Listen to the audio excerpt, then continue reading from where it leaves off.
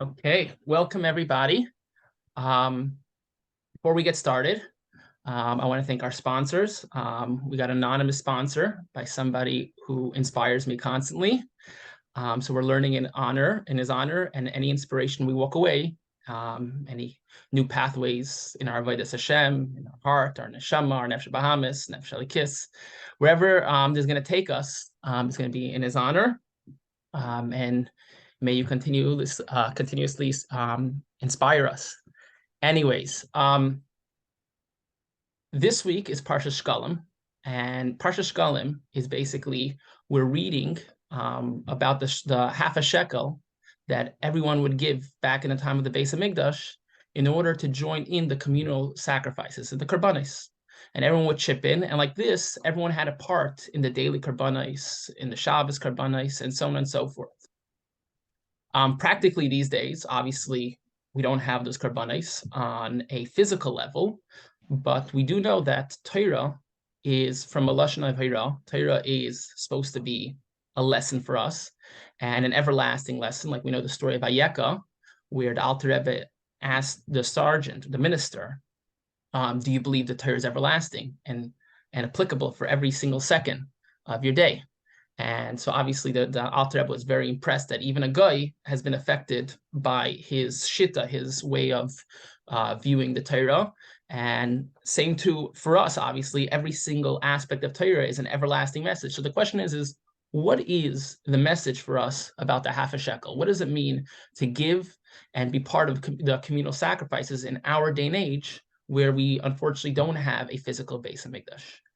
So the Rebbe goes on and says, obviously, the first place to look at where the Torah discusses the giving of the half a shekel.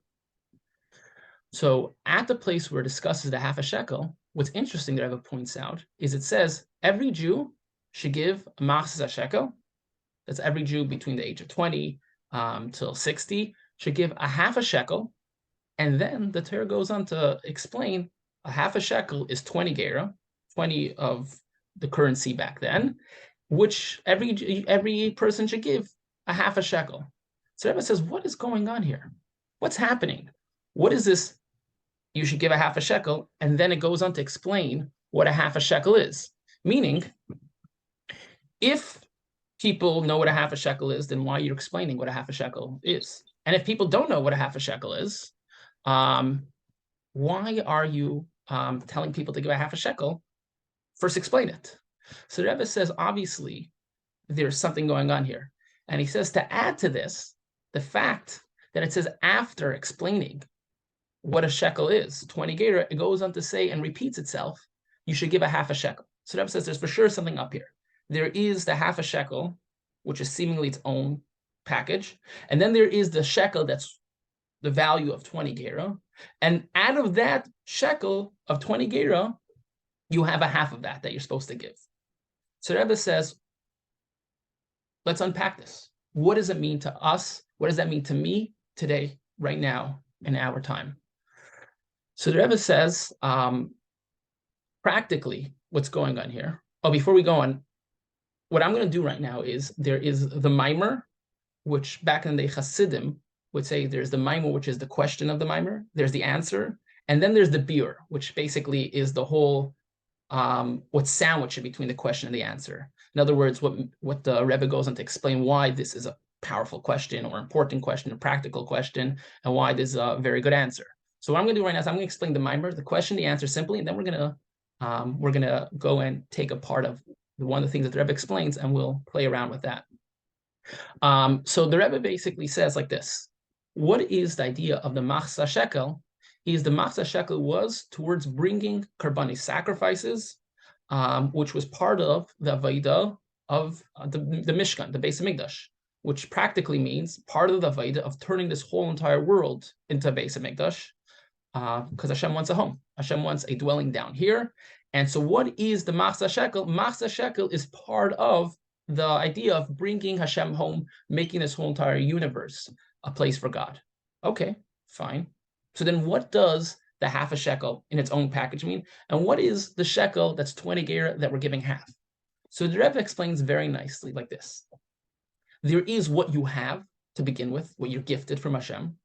There is what you're going to do with it, the journey, and then there's where you're heading to, the goal. So he says, what you're giving to begin with is a neshama with 10 spheres, a neshama with 10 potentials, 10 powers, 10 ways of expressing itself. And you have an Nefesh Bahamis who's also has the same thing, 10 different spheres, 10 different ways of expressing itself. Not actually expressing, 10 different ways of feeling and being, and therefore expressing based on that, 10 different faculties. And the Rebbe says, is what are we doing with our package of 20 spheres? What we're doing is we're trying to give a half a shekel. What does it mean to give a half a shekel? You have to give something. The nefesh alekis, your godly soul is already bought in. It already loves God. You're giving that to Hashem. That's not a gift. That's not giving. That it already, it's your nefesh alekis already saluted and said, I'm one with you. I'm doing whatever you say, Hashem. Tell me more. Give me another mission. I love this. So what are you giving over? You're giving over your nefesh habahamis. So you're taking the 10 spheres. You're taking the 10 spheres of your nefesh habahamis, and you're taking the 10 spheres of your nefesh habahamis, and you're handing them over to Hashem. And he says, and then what is your nefesh al-kis doing here? The answer is your nefesh al-kis is normally on a pristine level where it's just in love with Hashem and would like to get lost in godliness and hopefully even one day just disappear in the oneness of Hashem.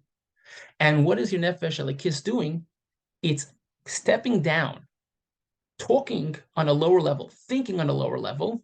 So like this, it could communicate in a practical way to nefesh habahamis. So it itself, if you want to say, is splitting in two. There is the nefesh alekis, the way it's on the higher level, the 10 spheres, 10 gera. There's a nefesh alekis, the way it is communicating, that's on a lower level. That's what it's giving. It's giving from its lower level. It's stepping down into a lower state of being, into a lower state of existing.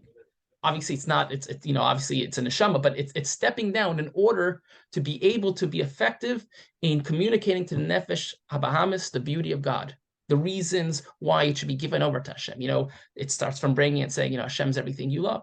Hashem is, the food you eat, the family, the feelings you have, the ideas you have. There's all Hashem, and it steps down a lower level, giving its 10 spheres, which eventually gives potential to give your nefesh habahamis over.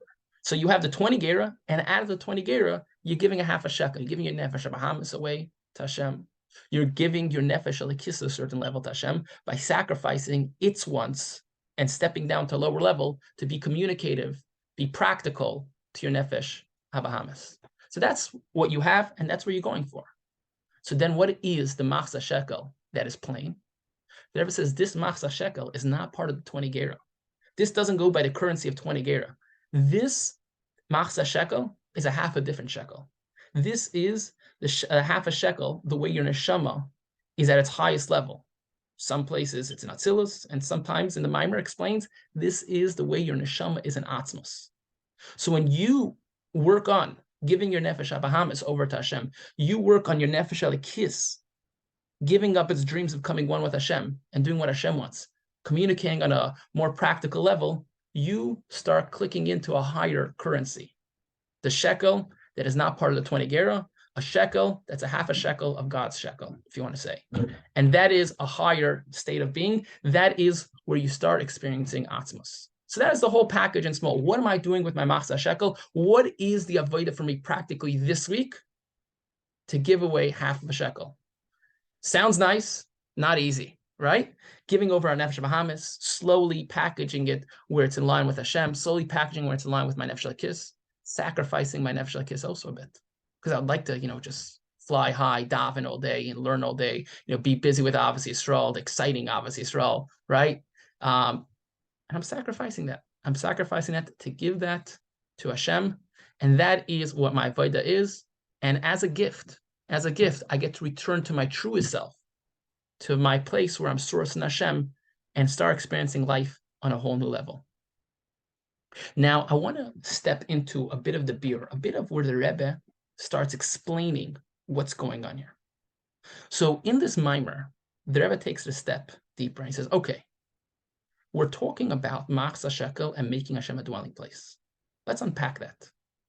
And the Rebbe goes on to start explaining that Hashem wants a dwelling down here. Hashem wants a dwelling in the lowest of places. Now, obviously, the lowest of places, Hashem's everywhere. Any place, Hashem's there. So he goes on to explain when we say lowest of places, obviously doesn't mean place as in space. It means a place as in the situation, the existence, a place where Hashem is revealed the least. And the Rebbe goes on to explain how do we know that this place, this world, is where Hashem wants to be? This physical world, with all the struggles, with all the distractions, with everything the way it is, this is where Hashem wants a home. How do we know that? So the Rebbe explains like this. Every other world, even Bria, Yetzira, and Asiya Ruchnis, has a certain sense that there's a creator. There's something that brought it into existence. And what happens is, when something is aware that something brought it into existence, there's a certain closeness, there's a certain awareness that there's something much greater. And specifically, when we're talking about a godly idea, because sometimes, let's leave it for now. But what happens is every single spiritual world is aware that there's a creator, and therefore it's aware that all what it's doing is revealing the godly light from the previous level on a lower dimension, on a lower form, on a lower frequency. So what's happening is every other world, there is a sense that there's a God, there's a creator, or there's something bigger than it. Because what happens in this world is there's no sense that there's a creator. There's no sense that there's a previous. It's totally covering over. This world, we feel like it's totally we're a new being. I'm here because I'm here. To the point you could have a pari who says, I created myself, right? And what happens is this is the world that Hashem wants, because this world is where you have a chiddush that even in this world, there's an awareness that God is the creator, that God is here, that God's involved. Versus all the other worlds, the more you reveal that there is a bigger creator, but you don't reveal Hashem's essence, right? In this world where it's covering over Hashem's essence, that's where you have Hashem. You have the essence of Hashem. So I want to zoom into this because the Rebbe uses something very interesting. And for me, this was a mind-blowing idea. And it was very insightful and brought new perspective to a lot of the Maimarim I was learning. The terms the Rebbe uses when he's saying that this world covers over Hashem, he uses the word in this Maimer. And this is, by the way, Parshas Shekalim Tavshin Tezayin. He uses the word Atzmos is covered over, which is okay because Atzmos is seemingly covered over in every other world. Hashem's essence is seemingly not revealed in any other world. But then he goes and say, no, in other worlds, Hashem's essence, Hashem's Atzmos is not covered. So the question comes is, what does that mean? Isn't Atzmos not revealable, yet at the same time everywhere? So to appreciate this, let me first say an amazing story. Not amazing. So there's two Hasidim talking. There's a younger Hasid and an older Hasid. They're friends. And the younger, or the more jokester, wiser, comes over to his friend and says, hey, could you tell me about Atzmos? Tell me about Hashem's essence. So the thoughtful older Hasid says, you can't explain Hashem's essence. You can't talk about Atzmos. So the younger Hasid says, come on, you daven for a long time. You get very involved in God. You know what Hashem's essence is. Tell me, what's Atzmos? What's Hashem's essence? So it's like, you can't explain it. You can't talk about it. So what happens is, the younger says, come on, don't be humble. Tell me, I need to know. This is for learning. I need to connect to Hashem and understand. He says, okay, Atzmos is. The younger chassid slaps the older chassid or taps him on the hand and says, you can't describe Atzmos, right? Now, obviously, there's a cute story of chassidim from bringing and helping each other grow, helping each other realize that you can't explain Atzmos, right? He understood. And the way chassidim you from bring, you bring out the realization, through stories, through sensations. You bring out the ideas that you can't explain Atzmos. So what's coming to me is, what does it mean? In the other worlds, Atzmus is revealed, but in this world, Atzmus is covered over. What does that practically mean? So I was thinking for a while, and I think I'm onto something. I think what I'm saying has truth. And then we'll take it from there. What happens when you're aware that Hashem is everywhere? When you start thinking and you step into the fact that Hashem is everywhere. I actually sometimes do this with my students. I tell them, by the way, you've been educated about Hashem and what we believe in for years. Your parents have been telling you Hashem is here, Hashem is there, Hashem is truly everywhere. This is technically a meditation. How about we take a minute and step into the Hashem is here, Hashem is there, Hashem is truly everywhere. Let's take a minute and step into that world, right? And you get surprised what different kids step into, the sensations they get, the sense of security, hope, love, dearness, belovedness, right? So it's an amazing, amazing meditation. I invite all of you guys to try that out on your own. The lyrics you can find by your local Free 1A. So I'm sure you guys know it. But it's a powerful, powerful meditation. But when you step into that, what you start getting is a sense that Hashem is everywhere. And if you learn more about how Hashem brings everything into existence, you start getting a feeling that Hashem wants everything. Now, what does that sound like? Does that sound like the way Chassidus describes Seiviv? The way Chassidus describes Seiviv is Hashem is equally everywhere, and there's a desire for everything equally. And there's a desire that's bringing everything into existence, choosing what everything should be.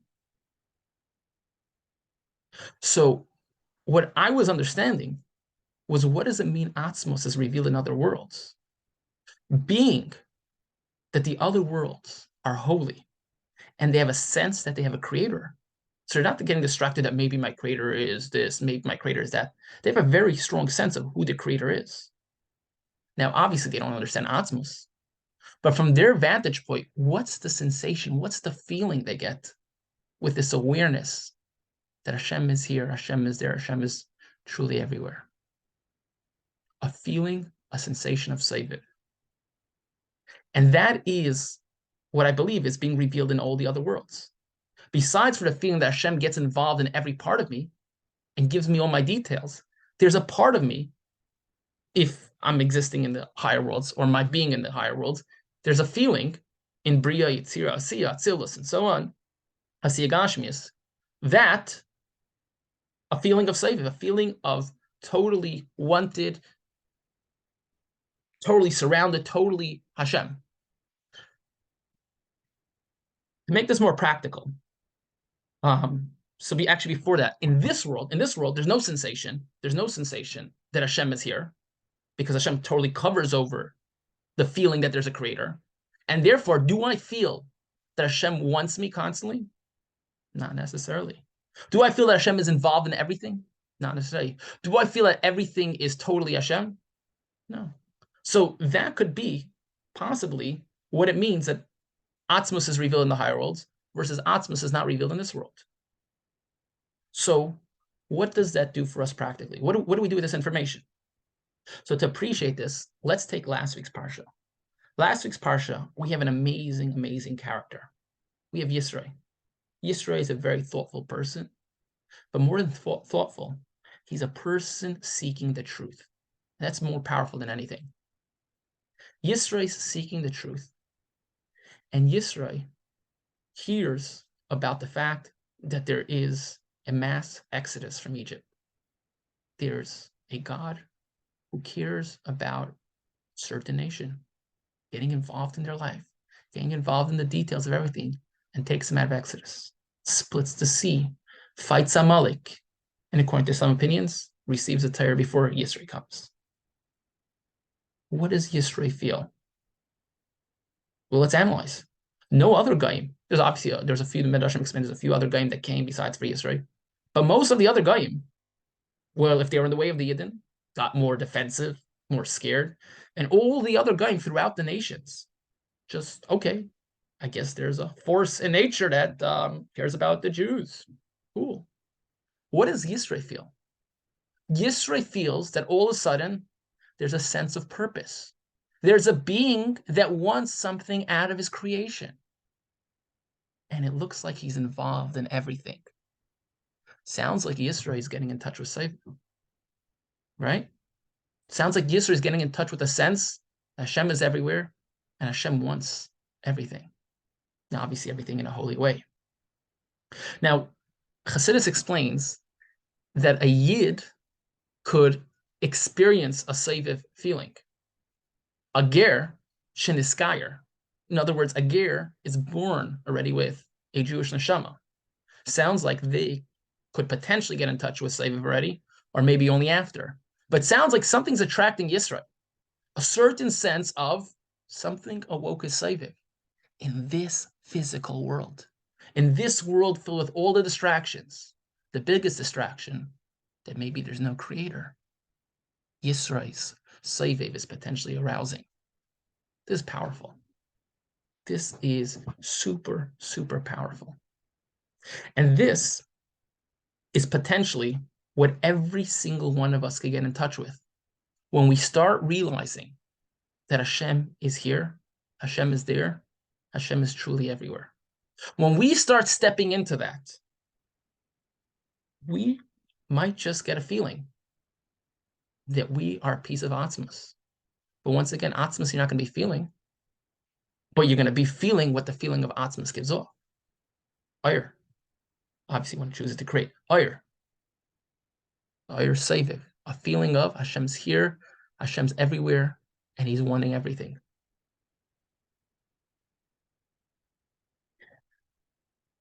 I was speaking with a friend once, and we're both in chinuch. And chinuch obviously is a tiredest job. You constantly have to work, and you have to push slowly, and you see change slowly. It takes time to see, progress. And he was telling me, I got to get in shluchas. I got to get in shluchas. So I challenged him that maybe he doesn't value the godliness he brings into the day-to-day struggle. And he's like, you bring a good point. In other words, sometimes shluchas sounds very grandiose and very exciting, and that's where you're going to really be changing the world. Obviously, by now he's in shluchas, and he learned that there's a lot of tedious work and a lot of paperwork.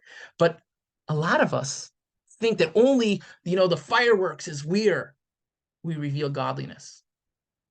And as we're constantly looking for that, we get a taste. We get a taste of inspiration, a taste of, hype, a taste of excitement, and even godly excitement. But we don't necessarily get the radiation of Atzmos. When we start appreciating the day-to-day godliness in every action, in every detail in the world, Hashem cares about every single second, every single thing. That's when we start revealing Atzmos. We start getting a sensation of Seiviv. And that's a whole different state of being. Now I think we could appreciate what's going on with the Parshas Shekalim. The Nefesh Elokis is inspired. It's excited. But there's the Nefesh Elokis in God, and it wants God. When the Nefesh Elokis starts getting down and dirty and doing exactly what Hashem wants over its own desires, so to say, and gets involved with the Nefesh Bahamis and gives the Nefesh Bahamis, gives the half a shekel, slowly he clicks into his essence, the essence of Atzmos, which I'm proposing is a sensation of Seiviv. L'chaim, enjoy.